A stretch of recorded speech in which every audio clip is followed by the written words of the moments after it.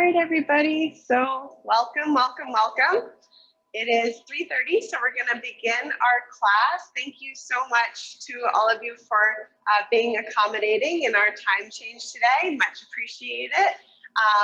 So for those of you who are new, welcome to the Teaching Kitchen at New York-Presbyterian Hudson Valley Hospital. My name is Chef Emily, and today I'm going to be teaching you Valentine's Day bite-sized desserts. So whether you are making this for yourself or a loved one, it's nice to have something that's a little bit of a sweet treat around Valentine's Day. And, you know, in our teaching kitchen here, we certainly all know that we like to make things a little bit healthier. So I'm going to show you how to include things like black beans and nuts and coconut sugar and strawberries into your desserts.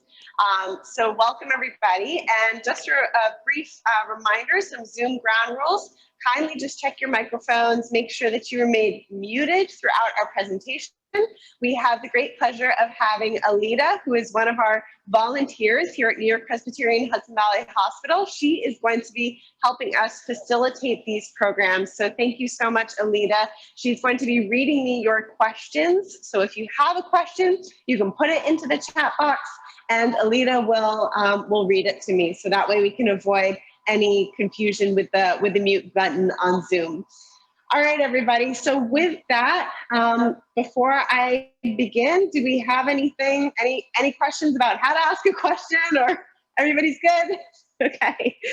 All right, great. So again, thank you for tuning in on this very snowy day. I hope that you're all safely tucked away and cozy at home. It looks like powdered sugar out there. I don't know about all of you, but it's making me want to make desserts. So this is the perfect class for a day like today.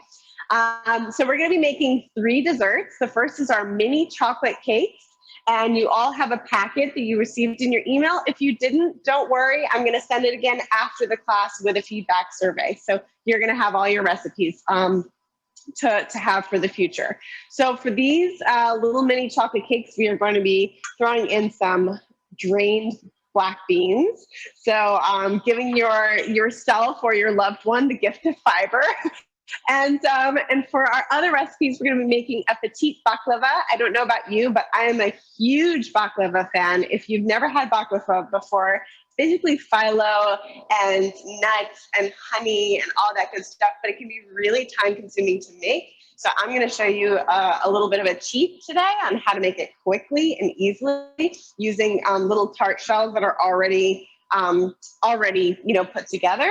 And then our third recipe is a strawberry lime mousse using soaked cashews and coconut and strawberries, which I don't know about you, but this time of year, strawberries is such a treat because they're not growing around us. So certainly they come from far away, but it's such a treat to have that flavor because it reminds you of summer and warmer days, and it'll be back. You know, we just have to be a little patient. But yeah, so we're going to be making the strawberry lime mousse as well, which takes some time to set up in the refrigerator. So I'm going to blend everything together, show you how to do it, and then obviously it will sit in the refrigerator here, but I'll show you how it works. All right, so I'm going to begin by making the mini chocolate cakes. This is a very, very simple recipe. So I'm using a can of black beans, and I've strained them and drained them, right? So I gave them a nice little rinse under some cool running water so they're nice and rinsed clean. And we're going to pop that into our food processor. This is perhaps the easiest. I don't know, they're all pretty easy, but this is a very easy one because all the ingredients just go into the food processor except for the chocolate chips. So actually, before I do those, I'm going to add everything else. We're going to be using some eggs for this. So I like to crack on the counter and go right into the food processor. My oven is preheated, by the way. So we have that set at 350, and I have my little ramekins ready right here, and they've already been lightly greased with a little cooking spray. So that's all ready to go. So 1, 2, 3 eggs. Pop that right in. We're going to be using half a cup of coconut sugar. You can use cane sugar as well. Just a little extra in the bowl there, whichever you prefer. And I'm going to be talking a little bit about the benefits of coconut as well. In this little ramekin, I've got my cocoa powder. So there's 2 different kinds of cocoa powder. There's Dutch processed and not Dutch processed. Dutch processed basically means that alkaline was added to it. It's been alkalized, so it's a little bit more, it's a little bit sweeter tasting than the 100% raw cocoa. So you can use either one. If you want a really dark, intense chocolate flavor, go ahead and use the regular 100% cocoa powder. If you want something that's like a little more brownie-like, you can use the Dutch processed. So it's sort of, it's just a slightly different taste, but you can use either one for this recipe. So I have some vanilla extract in there, some salt, my cocoa powder, and that's all going in as well. And just a reminder, I think I hear a little music in the background, which is lovely, but if you wouldn't mind, just checking your microphones if you've just joined. And we're making the black bean little chocolate cakes. All right, a couple other things going in here. Half a teaspoon of baking powder. And this is always a little trick when you're measuring baking powder, even though I'm kind of at the bottom of the barrel. You can use the side of it to scrape, so you get a nice even teaspoon, or half teaspoon in our case. We're going to be adding some melted butter, about 4 tablespoons. If you wanted to use coconut oil instead, you could. Either one would be fine. And that's it. Let's blend that up. And then we're going to fold in the chocolate chips. It's really that easy. So you may be wondering, why are we adding black beans to our chocolate cake? So black beans, of course, are legumes. They've been cultivated for thousands of years. 1 cup of black beans contains 15 grams of protein. Also, they contain iron, 20% of your iron in 1 cup, as well as some magnesium, protein, and of course, fiber. So they're great for weight loss. They're good for heart health. They're especially useful for lowering LDL cholesterol and fighting type 2 diabetes by helping you to regulate your blood sugar. So black beans are great. The type of fiber that they contain is called raffinose. I don't know if I'm saying that correctly, but raffinose is a type of fiber basically that can cause bloating and some discomfort, some digestive discomfort, but soaking your beans thoroughly or boiling them can help to reduce those levels by 75%. In our case, we're baking them. So if you get them really well heated, it'll help to reduce some of that. All right, I'm gonna let this go just another second so it's nice and smooth. And it's useful to have a little spatula nearby so you can kind of tuck in the edges, make sure that everything gets well integrated. All right, so it smells like cake batter. It looks like cake batter, and that's because it is. All right, Alita, do we have any questions about that particular recipe, our first recipe, the mini chocolate cakes? Anything coming in through our chat? So there was one question that was, what can you substitute for strawberries? I did respond to find out what recipe specifically, but then there's, since there is no flour, is it gluten-free is one of the questions. Okay, thank you so much, Lita. Perfect. So for the strawberry question is referring to one of the next recipes we're going to be making, which is our strawberry lime mousse. And for that, well, we'll get to that in a moment. But to address the other question, the chocolate cake, yes, this is gluten-free because there's no flour in it. These are completely flourless. So the bulk of it is coming from the beans and the eggs and then lots of good chocolatey things. All right, so you may have noticed I also folded in our chocolate chips. You don't want to put those in the food processor, right? Because you want them to remain, you know, whole. So kind of fold in your chocolate chips in the end, more towards the end. I'm just trying to scrape this, get as much of the good stuff off as possible without making too much of a mess. But if you make a mess, that's okay too. All right. And then we've got our batter here. I'm going to put this into our prepared ramekins. Remember, these have been greased. All right. And you just want to make sure each one is, you know, about 3/4 of the way full. I guess this made about 5. Chef Emily, there are 3 additional questions based on this recipe. Fantastic. Let's hear them. So the first one is, are canned beans easier on the stomach? The second, do you taste the bean flavor. And then the third one is, if you don't have a food processor, can you use a hand mixer? Okay, so fantastic questions.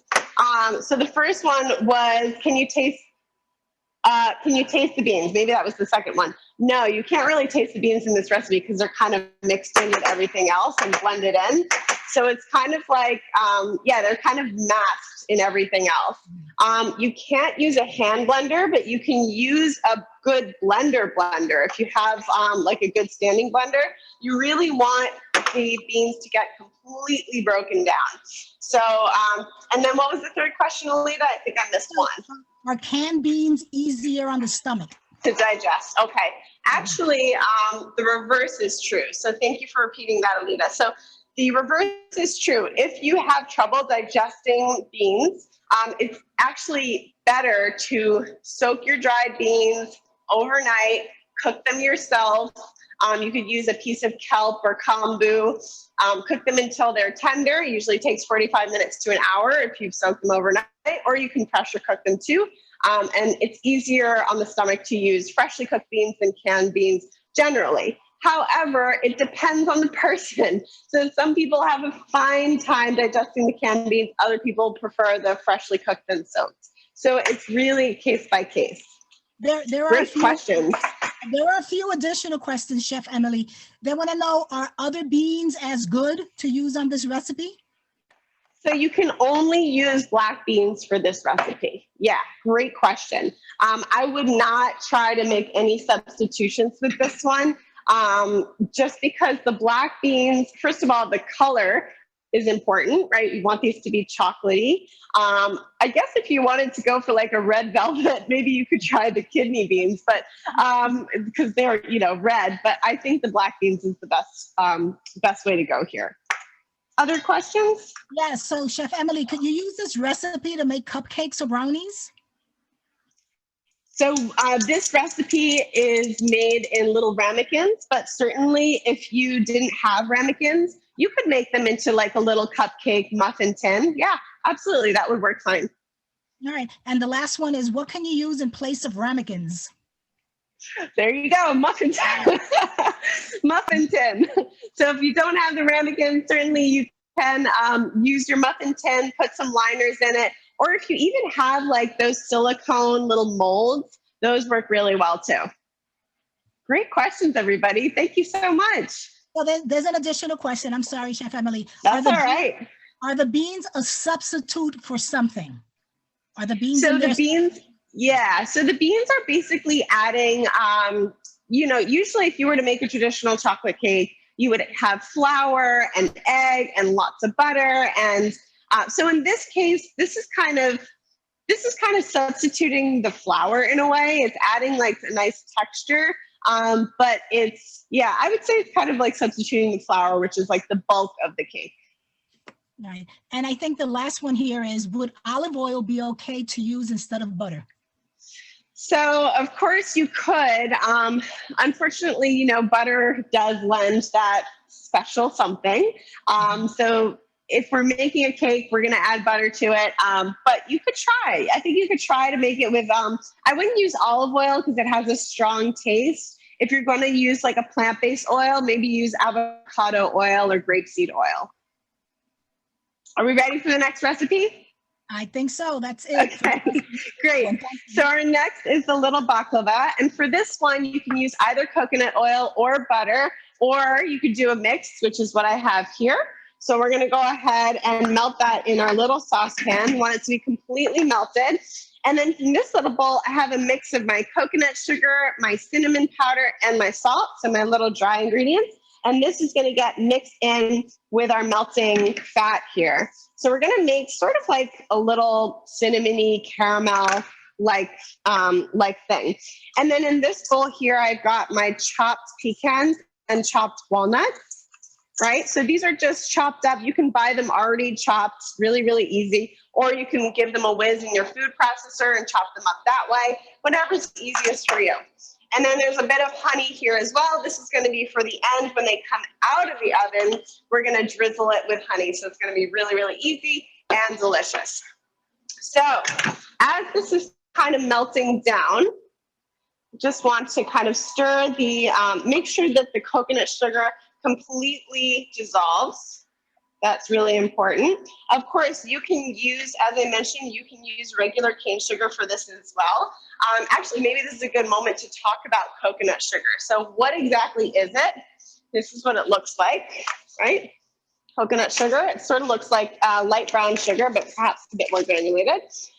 And it's made from the sap of the coconut palm tree. So it contains a slight amount of iron, a little bit of zinc, a little bit of calcium, a touch of potassium, as well as some polyphenols and antioxidants, which is why coconut sugar has gotten all this attention, because regular cane sugar doesn't have any of those things.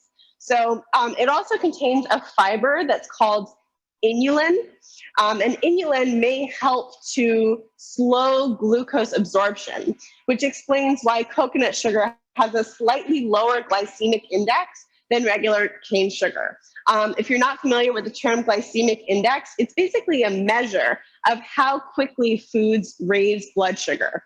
So, you know, a banana, for example, has a higher glycemic index value than a blueberry, right? Because it'll raise your blood sugar faster than a blueberry, which has more fiber in it. So coconut sugar is certainly a healthier option than refined sugar, but it's worse than no sugar at all. So let's put it that way. So I'm just going to kind of whisk these together, and don't be alarmed if your coconut sugar, it kind of clumps a little bit. It's hard to kind of get it to dissolve completely. So it's okay if there's like little touches of it at the bottom of the pan, because it's all going to get mixed in with the nuts anyway. So you want to just kind of whisk this up. All right. Emily, I have a question regarding the coconut sugar. Great. So can coconut sugar be used in every recipe instead of white sugar? So it depends. I can't say, give a blanket statement for every single recipe, because maybe there's your, mother's special chocolate chip cookie recipe, which calls for white sugar and brown sugar together. So certainly it depends on the recipe, but generally it can be used. You might want to try like substituting half of the cane sugar. Do like, if you're using 1 cup of sugar, use half a cup of sugar and half a cup of coconut sugar and see how it goes, because it really depends on the recipe. But these recipes have been formulated to use coconut sugar. All right, this is starting to kind of disintegrate and smooth out a little bit. So the coconut sugar was like a little clumped up at the bottom, but now as there's more heat that's being applied to it, it's not boiling or anything yet, but as more heat has been applied to it, it's starting to kind of form almost like a caramel syrupy texture. So you just want to keep working it. So I have it over sort of a medium high heat, and I'm using a whisk just to integrate it. Other questions, Alita? Everyone's doing all right? No additional questions yet, but I'm sure. Okay, I'm sure more will come. I so appreciate everyone's participation. So while that's still coming together, I just want to show you my little cheat for today.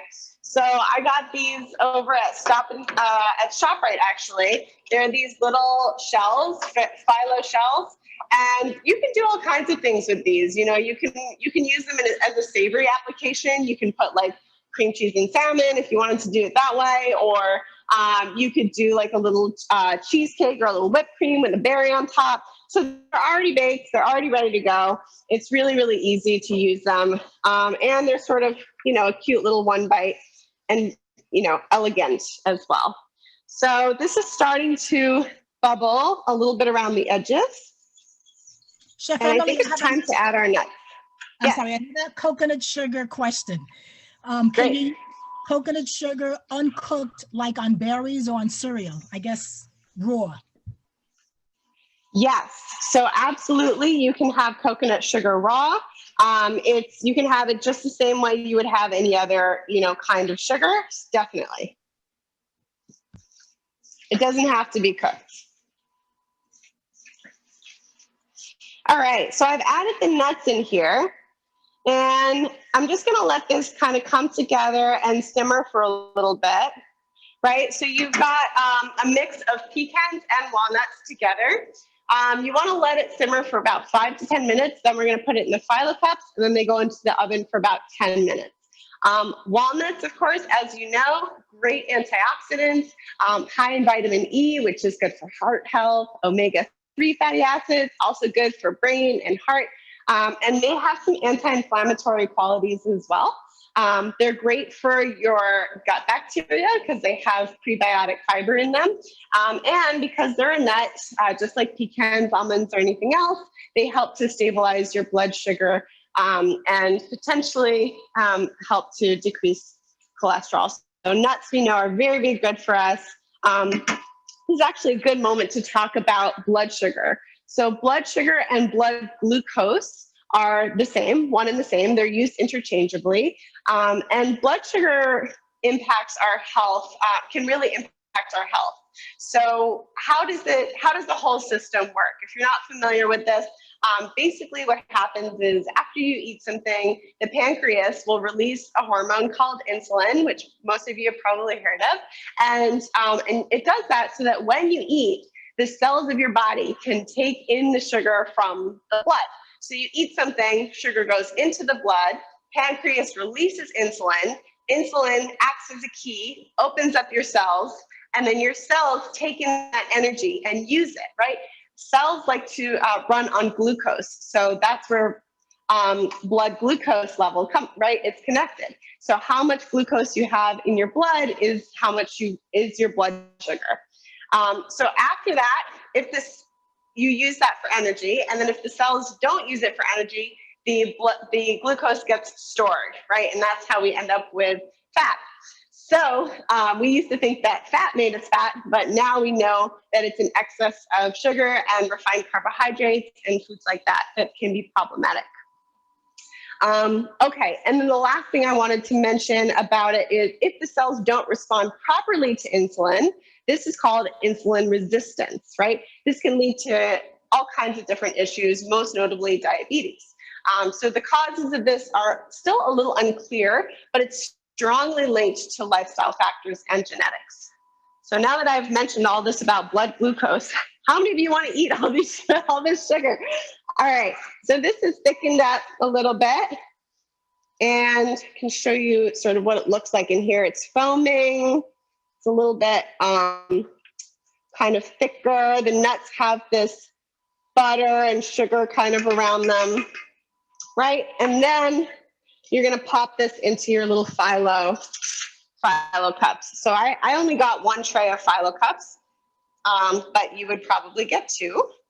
And you just kind of fill these up spoonful by spoonful. And they're really cute, right? So you're getting that baklava like feeling of crunchy phyllo, nuts, buttery, sugary, but not all of the work involved. I don't know if anyone here has ever made baklava from scratch, but it's a labor of love, definitely. So it's fun, you know, if you've got a snowy day like today and you wanted to do something that just, you know, took up your whole afternoon, make baklava. It's really delicious. Any questions, Alita?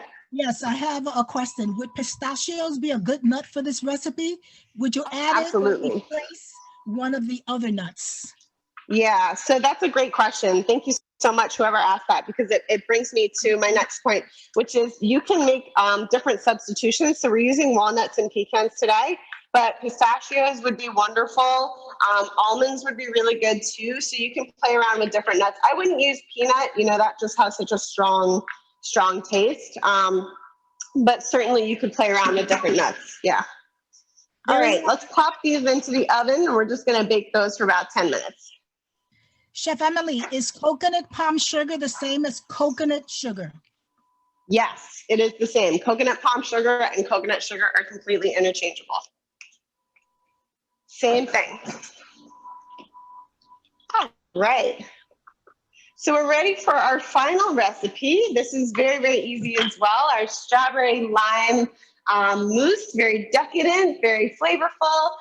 And for this one, you want to soak raw cashews overnight, or if you weren't, able to, like yesterday, I wasn't able to come in and soak the cashews. What I did instead is I boiled some water and I poured it over the cashews, and they've just been soaking for 2 hours. And look how you can sort of see how soft they are, right? They really will blend up really, really well. So the ideal, of course, is to soak them the night before, but if you can't do that, boiling water, pour it over, let it sit for an hour or two, and that'll work out just fine. Any other questions, Alita? I see some activity in the chat there. The question about the oven temperature. Yeah, temperature is at 350, preheated. Yep, 350. And this is also indicated in your packets as well. Yes. All right. So let's throw our cashews in there. 1 cup of cashews that have now been soaked and they're nice and soft. They're going to blend really, really well. We're going to use about 1 cup of coconut cream. Now, this is a good trick, right? You can buy your coconut milk and then you can put it in your refrigerator and it's going to separate. So you get all the cream on the top, and sometimes you don't even have to refrigerate it. It just, you can get it from the store and it's like that. But the cream will be at the top and all the liquid will be at the bottom. So you can then just use your spoon, kind of go around the edge here and fish out the cream. That's what we're going to use today, is this thick part, right? Because we want it to be super, super creamy and delicious. So I'm kind of spooning out just the top part, and then all that good liquid, we don't want anything to go to waste. So certainly you can throw that into your smoothies. Maybe if you're making, a little coconut lentil stew or something like that, feel free to use that. All right, so basically we had the 1 cup of coconut cream, the 1 cup of cashews, and then we're gonna add our coconut sugar again, right? About 1/3 cup. Well, I think I measured that correctly. All right, one can always hope. And I have my vanilla bean paste. So you can use vanilla extract, vanilla, if you want to get really fancy and get those nice vanilla beans, those gorgeous vanilla beans. They're expensive, but they're really, really flavorful. You can certainly do any of that. This is the paste that I'm using today, vanilla bean paste. I wanted to buy, regular extract. They didn't have any, so this is what we're using. You just want a nice vanilla flavor. So there was a question earlier about, can you use something other than strawberries? So yes, I want to say you can, but I've never tried anything other than strawberries. But I imagine that mango could be really good. You could chop up some fresh mango and do that with the coconut and the lime. That could be delicious. Strawberries, of course, we're using that now. Peach could be good if you wanted to try like a fresh peach. Let's see, what else could be good? Maybe raspberries, but they do tend to get kind of, the seeds don't ever blend up that well. So you won't get as smooth of a texture. You could try blueberry, that could work. Yeah, I think those are the ones that I would try. So I just chopped off the tops here of my strawberries. We're gonna pop those in as well. You want about 1 cup or so. That's a big or so. And we're gonna let this blend with our, let's not forget our lime juice and our coconut oil.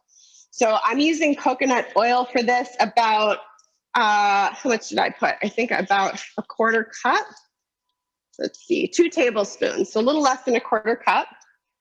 And we'll pop that in there as well. If we want it to be really fancy, we could blend it and then drizzle in the coconut oil, and that would kind of emulsify. We're just gonna blend it all up. All right.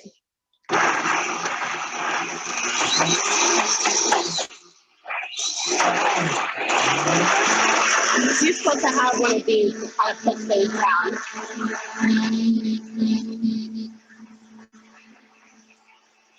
Right.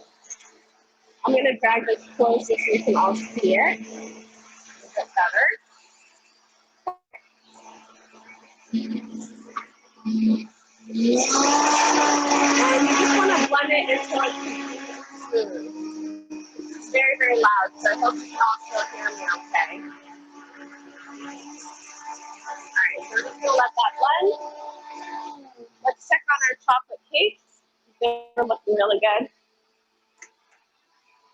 Oh, wow. Amazing. Not quite done, but I just want to show you.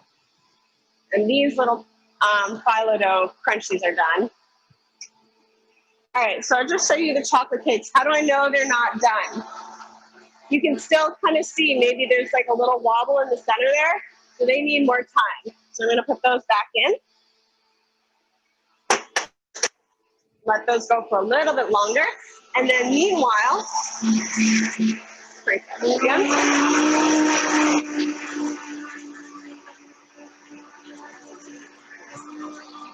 Beautiful, okay. So this is looking really, really good. You can take a little spoon and taste it and see, is it sweet enough for you? Is it balanced? Oh my gosh, it's heavenly. All right. This is a great class for you guys because it's 0 calories, right? It's like everything here is staying in the kitchen here. So it's 0 calorie class. We should have advertised it that way. No, I wish I could share it with all of you and you could try these, but you're gonna have to try them at home and let me know what you think. They are really sensational recipes. All right, Alita, how are we doing? Any questions? So yeah, well, there were 2 comments. Trader Joe's and Home Goods carry vanilla bean paste for members of the audience. Excellent. Thank you. And then there's a question about that someone's limes are always a little hard and they don't juice well. They want to know if they can use a prepackaged lime juice. Yeah, so there's nothing quite like fresh lime juice. You guys probably knew I was going to say that. But if your limes are hard to juice, take them out of the refrigerator about an hour or 2 before you're going to use them. They don't, first of all, citrus does not have to be refrigerated. So if you don't want to refrigerate your citrus, you can leave it out. It will, of course, go bad. I don't like to use that word, but it will go bad faster if it's not refrigerated, but it will definitely be a lot easier to squeeze. So certainly leave your limes out an hour before using them. That'll make it a lot easier. And thank you for the vanilla bean comment. That's great to know. All right, everybody. So these guys are going to go into the refrigerator, and I'll just show you the texture of them now. Right, so right now they're kind of like, almost like a smoothie texture, right? But if you let that sit in the refrigerator, then it's going to be a nice kind of mousse-like texture instead, all right? So I wanted to show you a quick trick if you wanted to make this really fancy and special. You could then take your little strawberry, take off the top green part, and then you can cut through it, but not all the way through, using your, bear claw, cut through it, not all the way through, making really, really fine slices. So take your time with this.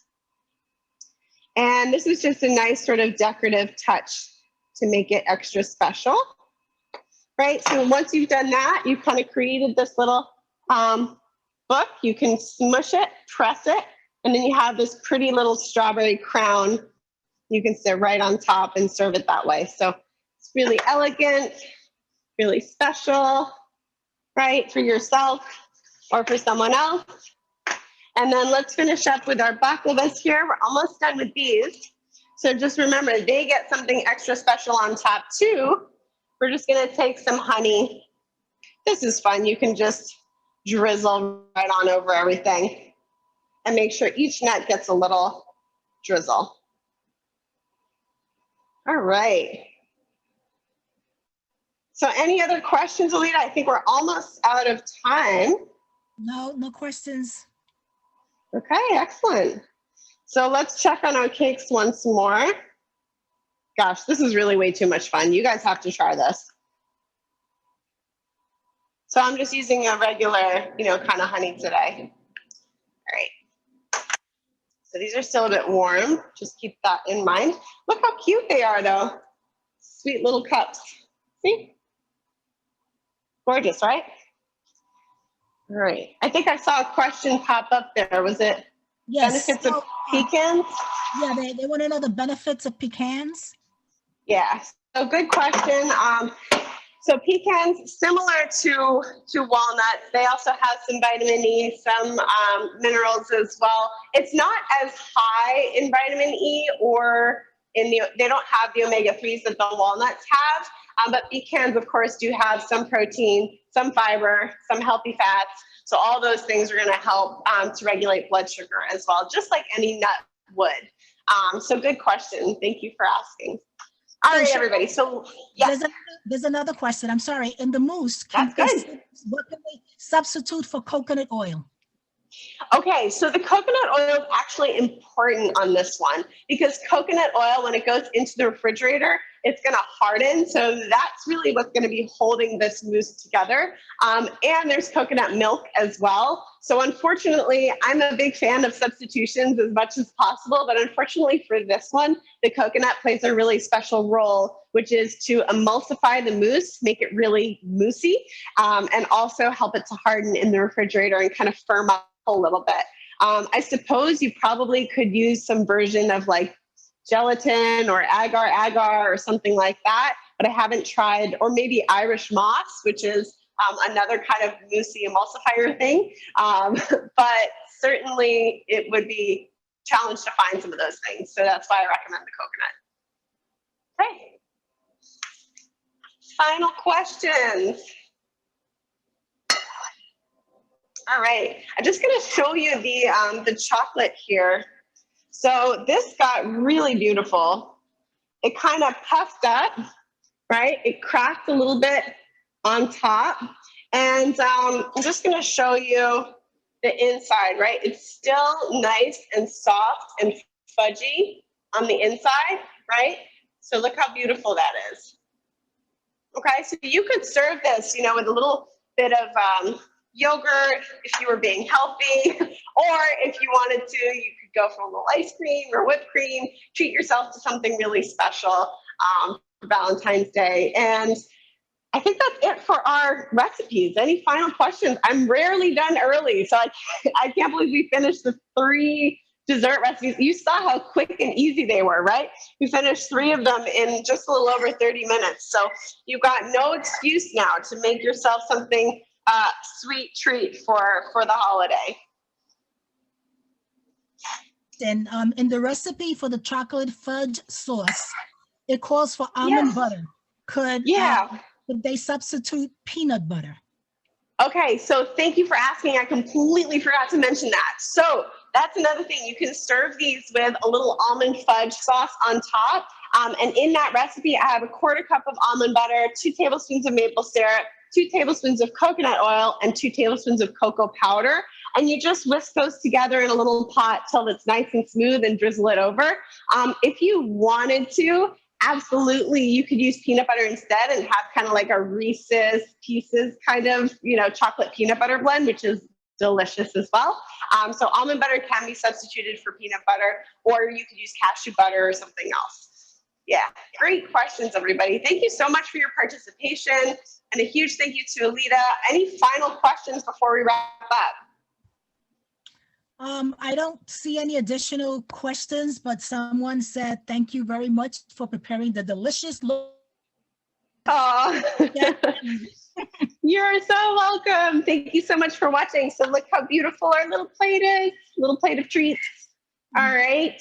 So give these recipes a try. Let me know what you think. I'm going to be sending you all a feedback survey in the packet just in case you didn't get it. Huge thank you to Alita for being our moderator today. Looking forward to having her join us for future programs. And this is Heart Health Awareness Month. So take care of your hearts and join us for some of our Physician in the Kitchen programs. We have one coming up tomorrow, actually, with Dr. Thomas on the latest research around heart health, which I'm super excited for. It's going to be really interesting. And then we have further programs with Dr. Hammett, who's another one of our cardiologists. So Dr. Alam, who's a family medicine practitioner, come on back, meet our doctors, learn some healthy recipes, and thank you to all of you for tuning in. Please feel free to share with friends and family, and happy Valentine's Day, everybody. Take care of yourselves, take care of your hearts, be well in the snow. Thank you. Thank you. Bye.